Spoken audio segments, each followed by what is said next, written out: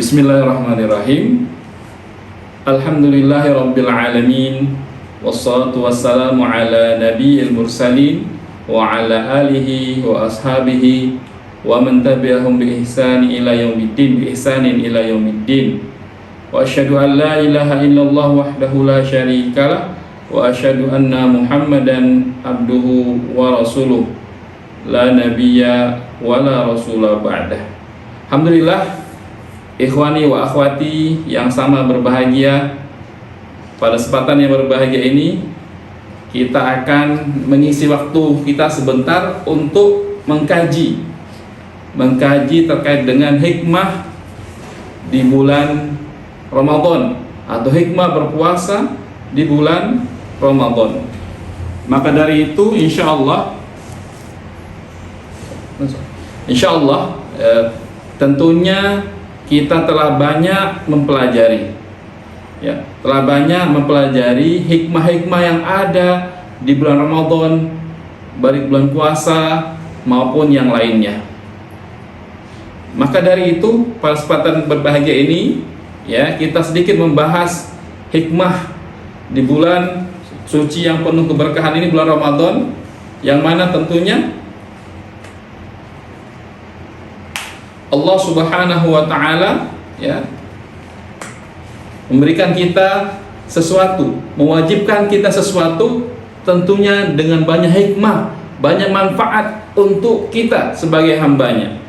Sebagaimana yang kita ketahui, Allah Subhanahu wa Ta'ala telah berfirman, ayat yang sering kita dengar, ayat yang sangat sering kita dengar, yaitu surah Al-Baqarah ayat 183. Allah Subhanahu wa Ta'ala berfirman, ya ayyuhalladzina amanu kutiba alaikumusiyam kama kutiba alal ladzina min qablikum la'allakum tattaqun.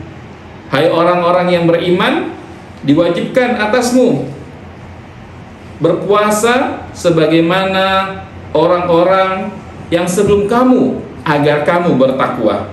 Maka ayat ini menjelaskan kepada kita bahwa Allah Subhanahu wa Ta'ala mewajibkan, menyuruh kita berpuasa untuk mendapatkan tingkat ketakwaan, tingkat derajat, menggapai derajat takwa, dan puasa adalah caranya untuk meraih derajat itu, untuk meraih bagaimana kita mendapatkan gelar ketakwaan.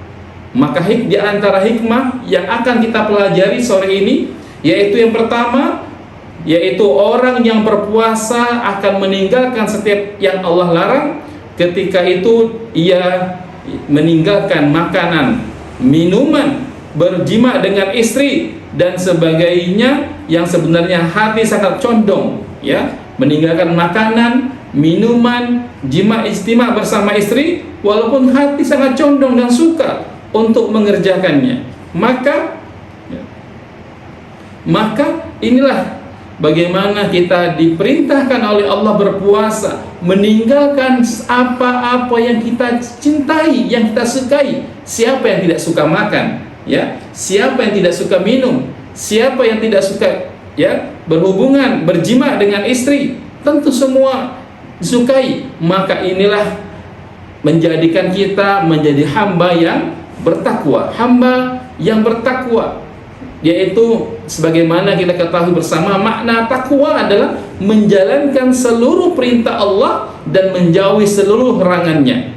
Dan kita ketahui bahwasanya Allah Subhanahu wa Ta'ala berfirman dalam ayat yang lain, wa tazawwadu fa inna khairaz zadi taqwa, dan berbekallah kalian karena sebaik-baik bekal adalah ketakwaan.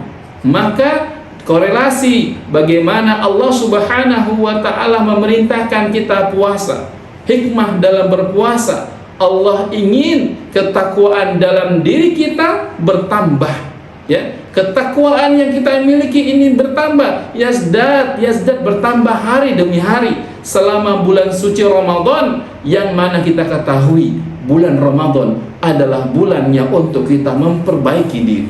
Bulan Ramadan adalah kesempatan kita untuk memperbaiki kesalahan-kesalahan, kekhilafan-kekhilafan, kelalaian-kelalaian. Maka pertama hikmah pertama kita berpuasa ini amatlah penting, saudara-saudaraku.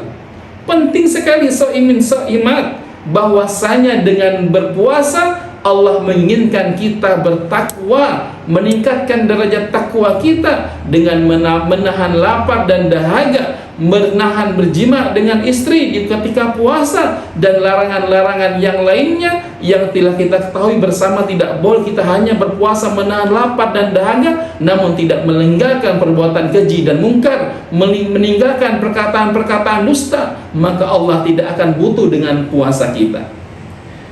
Yang pertama, jadi hikmah yang pertama, Allah menginginkan berpuasa kita di bulan Ramadan. Allah ingin kita bayangkan saudara-saudari, bayangkan cintanya Allah, sayangnya Allah kepada kita. Allah ingin kita menjadi hamba yang bertakwa karena Allah tahu betul bahwa dengan takwa kita dapat selamat dunia dan akhirat.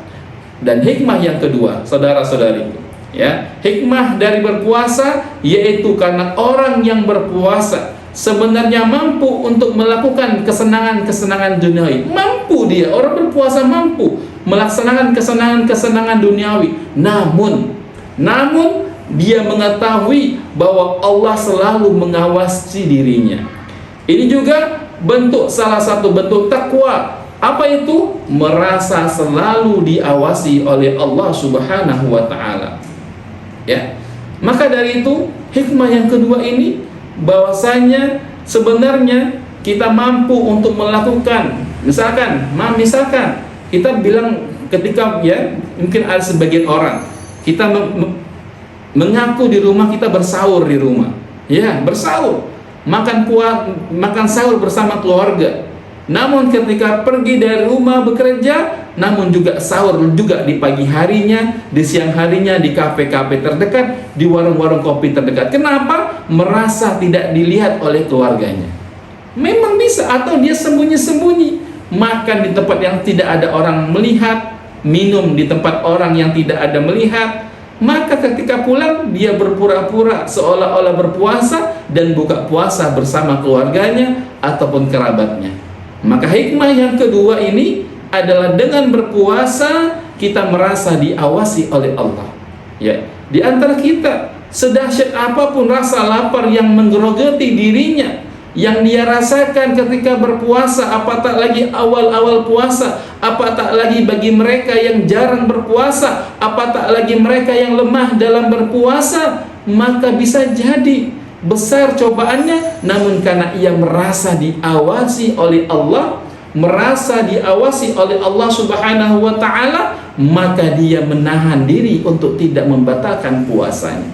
Maka penting saudara-saudari, so'imin, so'imat, rahimakumullah, dengan hikmah yang kedua dalam kehidupan kita ini, dalam seluruh aspek kehidupan, ya, kita harus merasa yaitu diawasi oleh Allah, atau merasa ada Allah bersama kita, ma'iyatullah, muraqabatullah, merasa selalu diawasi oleh Allah.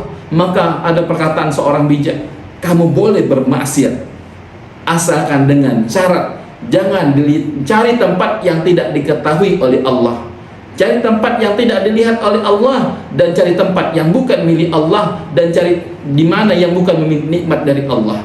Maka tidak bisa kita bermaksiat. Semua yang kita miliki adalah punya Allah, tempat yang kita injak adalah punya Allah, semuanya adalah titipan pemberian nikmat dari Allah. Maka tidak boleh kita menggunakannya dalam bermaksiat kepada Allah. Maka tentunya insya Allah kita, dimanapun siapapun kita, jika kita ingin baik, selalu merasa diawasi oleh Allah. Maka ini tingkat tertinggi dalam keimanan. Yang jelaskan ada Islam, iman, dan ihsan. Apa itu ihsan? Ihsan itu adalah an ta'budallah ka'annaka tarah fa in lam takun tarah fa innahu yaraka. Ihsan itu adalah beribadah kepada Allah seolah-olah engkau melihat Allah, dan jika engkau tidak mampu itu, maka yakinlah bahwa Allah Subhanahu wa ta'ala melihat ibadahmu. Begitu juga saudara-saudariku, so'imin so'iman, merasa diawasi Allah dimanapun kita berada. Maka begitu pula dengan yang lain. Tidak hanya dengan puasa. Puasa mengajarkan kita untuk jujur. merasa diawasi oleh Allah Subhanahu wa taala, maka mudah-mudahan dengan itu terus bertingkat, bertahap, menaik, ya, bahwa kita selalu merasa diawasi oleh Allah Subhanahu wa taala. Dan tidak hanya sampai di situ, selain merasa diawasi oleh Allah, juga takut kepada Allah. Inilah tingkatan tertinggi, yaitu merasa diawasi dan takut kepada Allah Subhanahu wa taala. Insya Allah, sebesar apapun godaan ujian untuk kita bermaksiat, namun kita merasa diawasi oleh Allah, merasa takut kepada Allah, maka insya Allah semua itu akan kita mampu lewati dengan mudah tentunya. Siapapun itu, maka hal yang terbesar yang terjadi di dunia saat ini, kurangnya merasa diawasi oleh Allah, ataupun dia merasa diawasi oleh Allah namun tidak takut kepada Allah. Maka orang yang paling takut kepada Allah adalah mereka orang-orang yang berilmu dan mengamalkan ilmunya, yaitu al-ulama. Sebagaimana firman Allah Subhanahu wa taala, "Innama yakhsyallaha min ibadihi al-ulama."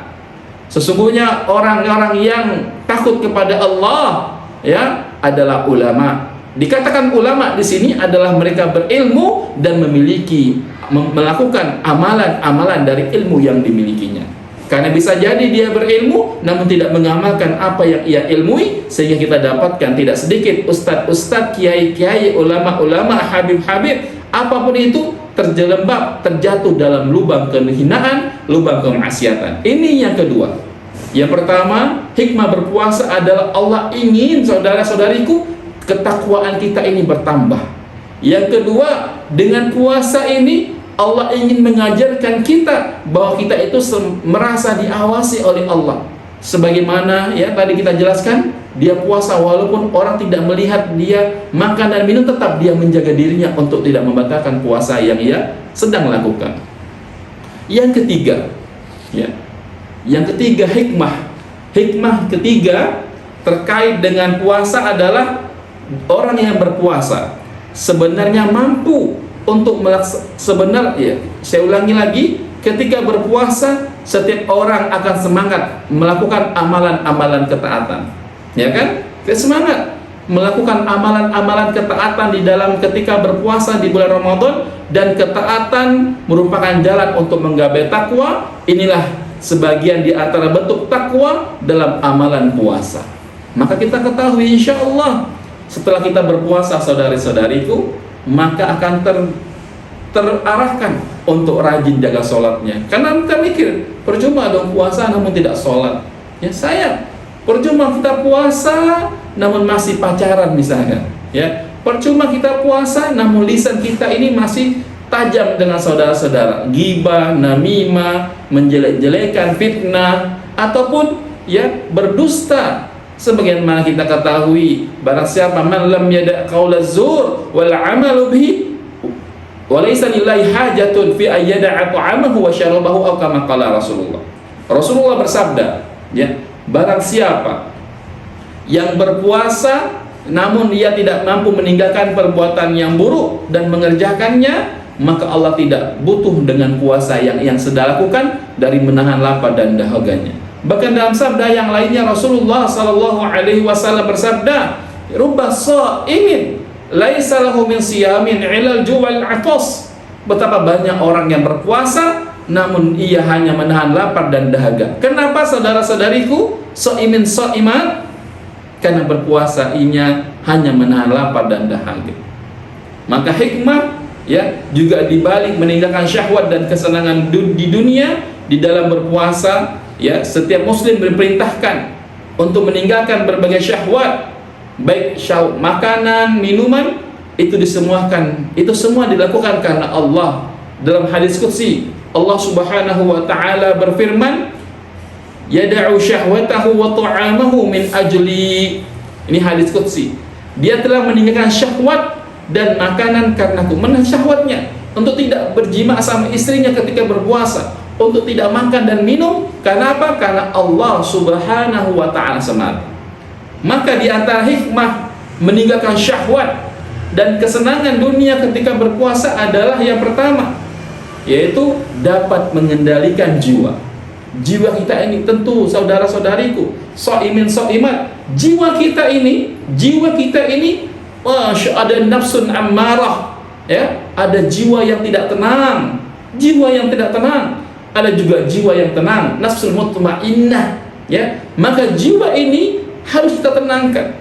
Bagaimana menenangkannya? Yaitu bagaimana kita dengan berpuasa, ya, kita mengendalikan jiwa kita, rasa kenyang dan rasa kenyang, ya, banyak makan dan minum, kepuasan ketika berhubungan dengan istri itu semuanya biasa akan membuat seseorang lupa diri. Banyak makan, banyak minum, malas sholat, ya kan? Banyak berhubungan dengan istri, kadang malas-malasan untuk beribadah, kufur terhadap nikmat, dan menjadikan ia lalai. Kenapa lalai? Ya, bahkan bisa jadi saudara-saudariku, hikmah, mungkin Allah Subhanahu wa Ta'ala belum memberikan kita rezeki yang lebih, yang banyak, karena Allah tahu bisa jadi si fulan ini jika diberikan rezeki yang banyak maka dia akan lalai dan lupa kepadaku, kata Allah. Bisa jadi seperti itu, ya. Maka husnuzan sama Allah. Jika siapa keadaan kondisinya ingin diperbaiki oleh Allah Subhanahu wa Ta'ala, pantaskan dirinya sebagai orang yang berhak untuk mendapatkan rezeki yang banyak dari Allah. Jangan capek berdoa, ya Allah, tambahkan rezeki hamba, ya Allah, jadikan hamba orang kaya dan dermawan, ya Allah, berikan ya Allah. Namun ia lupa, ya, dia hanya meminta namun tidak membuat dirinya pantas untuk diberi, tidak pantas untuk menerima. Maka dari itu sebelum kita harus meminta kepada Allah, namun dibarengi dengan usaha-usaha, ikhtiar agar kita pantas dan layak untuk diberikan nikmat oleh Allah. Karena kita ketahui bersama saudara-saudariku, soimin soimat yang sama berbahagia, sebagaimana firman Allah Subhanahu wa Ta'ala, la in syakartum la azidannakum wa la in kafartum inna adzabi lasyadid. Jika engkau bersyukur atas nikmat dari Allah Subhanahu, jika engkau bersyukur, la in syakartum, bersyukur, maka Allah Subhanahu wa Ta'ala akan menambah nikmat tersebut. Ya, jika kita bersyukur, saudara-saudariku, kita bersyukur dengan apa yang Allah berikan, yang sedikit maupun yang banyak, karena hakikatnya nikmat tidak ada yang sedikit, semuanya sama. Namun yang sedikit itu adalah kesyukuran kita. Yang sedikit itu adalah kesyukuran kita terhadap nikmat yang Allah berikan. Ya, maka dari itu, jika kita mampu bersyukur atas nikmat Allah, Allah tambah nikmatnya. Maka kita lihat saudara-saudariku, ada saudara kita yang Masya Allah nikmatnya ditambah oleh Allah, rajin ibadah namun rezekinya mengalir. Bisa jadi dia adalah orang yang paling bersyukur di antara, yang lebih bersyukur daripada kita, orang yang pandai bersyukur. Dan bisa jadi kita belum diberikan oleh Allah nikmat, belum ditambah nikmat, kita tidak pandai bersyukur kepada Allah. Karena berat saudara-saudariku, bersyukur itu berat. Sebagaimana Allah jelaskan dalam Al-Quran, wa qalilun min ibadiyasy syakur, dan sangat sedikit, ya, dari hamba-hambaku yang pandai bersyukur. Sedikit sekali. Pertanyakan kepada diri kita, apakah kita sudah bersyukur? Misalkan kita gunakan peci ini, sal ini, baju ini, sudah kita bersyukur atas nikmat yang Allah berikan? Ini kecil saja. Jika kita tidak mampu bersyukur terhadap nikmat yang kecil, bagaimana kita mampu mensyukur nikmat Allah yang besar? Bisa jadi itu masalah di hidup kita. Kalau tidak tambah rezeki kita, kalau tidak lapangkan rezeki kita, lantaran kita orang yang tidak pandai bersyukur. Dan di antara orang bersyukur juga, selain bersyukur kepada Allah, ya, juga dia harus berterima kasih kepada manusia, sebagaimana sabda Rasulullah SAW, la yaskurullah man lam yaskurun nas. Tidak dikatakan bersyukur kepada Allah sampai dia berterima kasih kepada manusia. Maka jangan lupakan jasa-jasa orang lain terhadap diri kita. Jangan lupakan kebaikan orang lain kepada diri kita. Tidak mampu membalas dengan yang sama, minimal kita doakan. Minimal kita doakan dalam sholat kita, dalam tilawah kita doakan. Wabil khusus orang yang paling berjasa dalam kehidupan kita, siapa saudaraku? Orang tua kita. Sebab beliaulah, ayah dan ibu kita lah asbab kita hadir di dunia ini, membesarkan kita dari kecil, dari masih dalam rahim ibu kita, ya. Maka mereka yang paling berhak untuk mendapatkan rasa syukur kita. Doakan apalagi yang sudah tiada. Doakan, wakaf atas nama mereka, ya, sedekah atas nama mereka, pergauli keluarga-keluarga mereka, yang perbaiki hubungan dengan teman-teman mereka, karena itulah salah satu bentuk berbakti kepada kedua orang tua yang sudah tiada. Maka penting, ya, yang pertama ini, dengan puasa kita dapat mengendalikan jiwa, karena rasa kenyang itu dapat membuat kita lalai, ya, sehingga dengan berpuasa jiwa pun akan lebih dikendalikan, ya. Ketika kita lapar, mungkin ketika kita lapar malas lagi untuk bermaksiat, malas lagi untuk dugem misalnya, lapar, bahkan orang itu dalam sempit, ya, malas untuk melakukan apapun. Insya Allah dengan begitu menurunkan syahwatnya, ya. Dengan kenyang, kondisi kenyang itu, maka syahwatnya akan meningkat. Maka dengan berpuasa untuk menurunkan rasa syahwatnya. Yang kedua, ya, di antara hikmah meninggalkan syahwat dan kesenangan dunia ketika berpuasa adalah hati akan menjadi sibuk. Hati kita ini, saudara-saudariku, akan sibuk memikirkan hal-hal baik, ya, dan sibuk mengingat Allah Subhanahu wa Ta'ala. Maka apabila seseorang terlalu disibukkan dengan kesenangan duniawi dan terbuai dengan makanan yang dia lahap, hati pun akan menjadi lalai dan memikirkan hal yang tidak baik dan lalai dari mengingat Allah Subhanahu wa Ta'ala.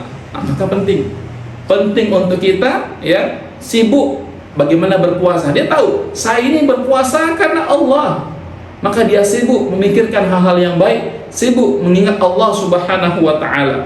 Oleh karena itu saudara-saudariku, dengan mengurangi makan, ya, dengan berpuasa, maka hati akan semakin lembut, hati pun akan bercahaya, dan juga hati pun tidak mengeras, dan akan semakin mudah untuk tafakur, ya. Hati yang ketika berpuasa ini semakin mudah untuk tafakur betapa besarnya nikmat Allah.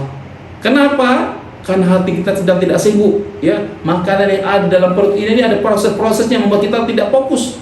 Maka dengan itu, dengan berpuasa membuat kita selalu, ya, tenang, jiwa tenang dan tertafakur kepada Allah Subhanahu wa Ta'ala, merenung atas nikmat Allah dan berzikir kepada Allah Subhanahu wa Ta'ala. Yang ketiga, ya, adalah dengan berpuasa maka menahan diri dari berbagai kesenangan duniawi, ya. Orang yang berkecukupan akan semakin tahu bahwa dirinya telah diberi nikmat begitu banyak dibandingkan orang-orang fakir, ya, baik itu miskin maupun yatim piatu yang sering merasakan rasa lapar. Dalam rangka menyusul nikmat itu, orang-orang kaya pun gemar berbagi dengan mereka yang tidak mampu. Memang kita sedang lapar karena berpuasa. Ada orang yang lapar bukan karena berpuasa, namun tidak ada makanan yang untuk dimakannya. Tentu beda, satunya karena Allah, satunya karena kondisi yang tidak ada makanan. Namun kita yang mungkin alhamdulillah ada makanan di rumah kita, ada minuman yang di rumah bahkan berlebih, ya, maka kita juga sedikit merasakan bagaimana rasanya lapar yang terus setiap hari dirasakan oleh mereka kaum du'afa, fuqara, fakir miskin, yatim piatu, du'afa. Merasakan mereka tidak hanya di siang harinya, di pagi harinya, di sore harinya, namun juga di malam harinya mereka tidur dalam kelaparan. Apa tak lagi kita lihat kondisi-kondisi saat ini, baik itu di Gaza, saudara-saudariku, mereka tidur di bawah tenda yang sangat sederhana. Hujan akan kedinginan, ketika panas kepanasan, makan seadanya, bahkan mencarinya dengan berebut dengan pembagian. Maka itulah menjadikan kita seharusnya lebih bersyukur lagi kepada Allah atas kita mendapatkan Indonesia menjadi tenang, mendapatkan makanan, minuman. Maka dengan itu kita bersyukur atas nikmat Allah yang berikan kepada kita. Atau begitu juga saudara-saudara kita di Afrika, di Sudan, dan kondisi saudara-saudara kita yang lain. Bahkan saat ini mungkin yang ada di Sumatera, belum bisa kembali ke rumah mereka yang sudah hancur, masih berada di hunian sementara dengan kondisi yang sangat menggenaskan. Mungkin saudara-saudari yang pernah ke Aceh, kami tentunya belum diberikan kesempatan untuk ke sana, namun kami melihat dari postingan-postingan yang ada, hingga saat ini mereka masih hidup dalam keadaan sangat-sangat memprihatinkan. Maka dari itu semoga kita dimudahkan untuk menyisihkan sedikit harta kita untuk bersedekah kepada mereka. Yang keempat, keutamaannya itu adalah dengan berpuasa akan mempersempit jalannya darah. Puasa akan mempersempit jalannya darah, sedangkan syaitan berada pada jalan darahnya manusia. Sebagaimana sabda Rasulullah sallallahu alaihi wasallam, "Inna syaitana yajri min abni Adam majrad dam." Ya, sesungguhnya setan mengalir dalam diri manusia pada tempat mengalirnya darah. Jadi puasa dapat menenangkan setan. Ya, kenapa? Semakin kecil jalurnya setan, ya. Menenangkan setan yang seringkali memberi kita was-was, ya. Puasa pun dapat menekan syahwat dan rasa marah. Oleh karena itu, saudara-saudariku, shaimin shaimat, Nabi Shallallahu Alaihi Wasallam menjadikan puasa sebagai salah satu obat mujarab bagi orang yang memiliki keinginan untuk menikah namun belum kesampaian. Ya, tentunya, ya, bagaimana orang yang belum menikah dengan berpuasa. Nabi SAW menganjurkan ketika belum mampu untuk menikah, makalah berpuasa, karena itu adalah perisai untuk mereka.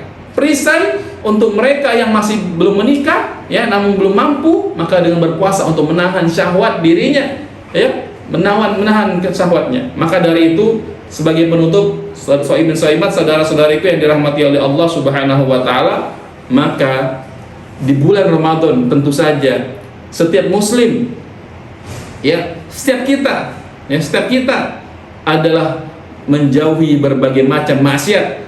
Kenapa harus menghindari berbagai macam maksiat? Agar puasanya tidak sia-sia. Sebagaimana kita ketahui, bisa jadi kita puasanya hanya sekedar menahan lapar dan dahaga, ya, maka puasa kita tidak terima. Maka perlu kita perhatikan, ada dua hal dalam puasa. Ada pembatal puasa, ada pembatal pahala puasa. Okelah kita tidak makan ketika berpuasa, okelah kita tidak minum, okelah kita tidak berjima ketika berpuasa, tidak batal puasa kita. Namun bisa jadi pahala puasa kita sudah habis-habisan. Nol. Kenapa? Karena dia berpuasa namun masih melakukan apa-apa yang dilarang oleh Allah, apa-apa yang dibenci oleh Allah, apa-apa yang Allah suruh hindari dari larangan-larangannya. Maka dari itu, sebagaimana sabda Rasulullah sallallahu alaihi wasallam juga yang disampaikan, rubba shaimin hadduhu min siyamihi al-ju' wal 'atas. Ya, betapa banyak orang yang berpuasa hanya menahan lapar dan dahaga saja. Semoga itu tidak terjadi bagi diri kita bersama. Ya, jangan sampai mumpung masih awal Ramadan, mumpung masih awal, evaluasi puasa kita. Apakah puasa kita hanya sekedar lapar dan dahaga, lupa sholat, lupa tilawah, lupa sedekah, lupa zikir, lupa dengan Al-Quran, lupa kebaikan, namun masih rajin untuk melakukan kemaksiatan. Ya, saudara-saudariku, Rasulullah Shallallahu Alaihi Wasallam juga dalam hadis yang lain menjelaskan, man lam yada' qaula zur wal amala bihi falaysa lillahi hajatun fi ayyada'a ta'amahu wa syarabahu. Sama, ya, dia tidak meninggalkan perkataan dusta, ya, ketika berpuasa malah mengamalkannya, maka Allah tidak membutuhkan puasanya. Allah tidak membutuhkan puasanya. Kenapa? Dia tidak meninggalkan perkataan dusta atau bahkan mengamalkannya. Juga dari Abu Hurairah, Rasulullah sallallahu alaihi wasallam bersabda, ya, laisa siyamu minal akli wasyarabi, ya, innama siyamu minal lahwi warrafasi, fa inna sabaka ahadun au jahal alaika faltaqul inni shaimun. Rasulullah sallallahu alaihi wasallam mengajarkan kepada kita, puasa bukanlah hanya menahan lapar dan dahaga. Puasa tidak hanya menahan makan dan minum saja, akan tetapi puasa adalah dengan menahan diri dari perbuatan lagwu dan rafas. Maka apabila ada seseorang yang mencelamu atau berbuat usil kepadamu, iseng kepadamu, mencelamu, maka katakanlah kepadanya, aku sedang puasa, aku sedang puasa. Hadis yang mulia ini menjelaskan kepada kita harus meninggalkan apa itu lagwu, yaitu perkataan sia-sia. Lagwu, perkataan sia-sia apa? Ngobrol tidak bermanfaat. Karena perkataan yang baik adalah perkataan yang di dalamnya ada Al-Quran. Perkataan yang baik yang bermanfaat di dalamnya ada hadis. Perkataan yang baik di dalamnya adalah dakwah kepada Allah dan ajakan kebaikan. Adapun selain itu maka adalah sia-sia. Dan juga yang dimaksud dengan rafas adalah istilah untuk setiap hal yang diinginkan laki-laki pada wanita, syahwat, ya. Lagu perkataan sia-sia, jadi kita berpuasa harus meninggalkan lagu perkataan sia-sia dan rafas, yaitu hal-hal yang diinginkan laki-laki pada wanita, dan juga dapat pula bermakna kata-kata kotor. Ya. Dan juga dikatakan juga karena berpuasa itu tidak hanya menahan lapar, menahan makan dan minum, namun juga ya menahan dari orang yang jahil, ya, orang yang orang yang mencela kita atau berbuat usil kepada, jadi kita balas, ya, tidak boleh, jangan hiraukan, katakan saya lagi puasa, bukan niatnya tunggu nanti saya tidak puasa, jangan, tidak boleh, ya, jangan tunggu saya nanti udah buka puasa saya balas kamu, jangan, tetap, ya, mengajarkan kepada kita puasa seharusnya seperti itu, kita menahan, ya, diri untuk tidak dendam, tidak membalaskan, melampiaskan hawa nafsu, membalas setiap apa yang orang katakan kepada kita walaupun itu tidak benar. Makanya, ya, orang yang berpuasa hanya menahan lapar dan dahaga, ketahuilah itu adalah tingkatan yang sangat-sangat rendah. Rasulullah SAW, Ibnu Rajab mengatakan, yaitu ulama Ibnu Rajab mengatakan, ahwanu siyami tarkus sarabi wa ta'ami. Tingkatan puasa yang paling rendah adalah hanya meninggalkan minum dan makan saja. Maka ini apa? Tingkatan puasa terendah, saudara-saudari. Puasa terendah. Siapa mereka? Hanya menahan lapar dan dahaga. Maka kita lihat anak kecil pun mampu, anak TK, alhamdulillah. Saat ini ada anak TK yang sudah bisa puasa, ya kan? Mungkin teman-teman punya anak TK-nya ataupun masih SD sudah bisa berpuasa. Masa kita sama dengan kualitas puasa dengan mereka? Masa kita yang sudah dewasa, sudah besar, sudah balik, mereka belum balik. Mereka tidak wajib berpuasa, namun mereka belajar untuk berpuasa. Namun jangan sampai kita sama seperti mereka, yaitu sekedar meninggalkan makan dan minum saja, namun tidak melakukan perbuatan-perbuatan yang lain yang diperintahkan yang mendukung perbuatan puasa itu. Maka oleh karena itu, ya, maka kita harus memaksimalkan, saudara-saudariku, memaksimalkan momen spesial ini, istimewa ini, ya, bahwa dengan berpuasa kita belajar nih. Tentu tidak ada di antara kita yang terlepas dari perbuatan salah. Tidak ada di antara kita bersih dari dosa. Tidak ada dari kita yang mampu menjaga, yang menjadi seperti Nabi, maksum, dijaga oleh Allah. Tidak ada di antara kita. Ya, ketika kita bermaksiat, bukan orang menasihati kita, bahkan mereka mengajak kita lagi dan lagi. Silakan tidak maksiat, bukan melarang, bahkan mendukung. Ya, kenapa? Tidak enak kalau dia melarang kita, mungkin kita itu. Kan banyak sekarang orang tidak enakan, ya. Dibiarin, padahal pembiaran itulah bukti bahwa dia bukan teman yang baik. Ya, saudara-saudariku, mungkin ini yang dapat kami sampaikan, hikmah dari puasa yang dapat kita ambil pelajarannya. Sehingga puasa kita tidak seperti puasanya anak TK, anak SD yang sekedar puasa menahan tidak makan dan tidak minum. Sebagaimana dikatakan tadi, tingkatan terendah dalam berpuasa hanya tidak makan dan tidak minum. Maka jangan seperti itu. Mudah-mudahan kita berharap Ramadan tahun ini 1447 Hijriah ini, tentunya kita berharap berdoa kepada Allah, semoga Ramadan tahun ini kita dapat melaluinya dengan sebaik-baik mungkin, dengan edisi spesial yang belum pernah kita lakukan sebelumnya masa-masa kehidupan kita. Insya Allah. Ingat pesanku, ingat pesan ini, saudara-saudaraku, soimin soimat. Ingat, barang siapa yang berusaha semaksimal mungkin untuk mendekatkan diri kepada Allah, memperbaiki dirinya, maka insya Allah Allah pun akan semaksimal mungkin untuk menjadikan hidupnya bahagia dunia dan akhirat. Demikian yang dapat saya sampaikan. Ya, benar datangnya dari Allah, yang salah dan keliru dari saya sendiri. Wal afu minkum. Tutup dengan doa kafaratul majlis. Subhanakallahumma wa bihamdik, asyhadu an la ilaha illa anta, astaghfiruka wa atubu ilaik. Wa usalli wa usallimu ala Nabi Muhammad wa ala alihi wa sahbihi wasallam. Wa akhiru da'wana alhamdulillahirabbil alamin. Wassalamualaikum warahmatullahi wabarakatuh. Jadi selesai untuk jangan.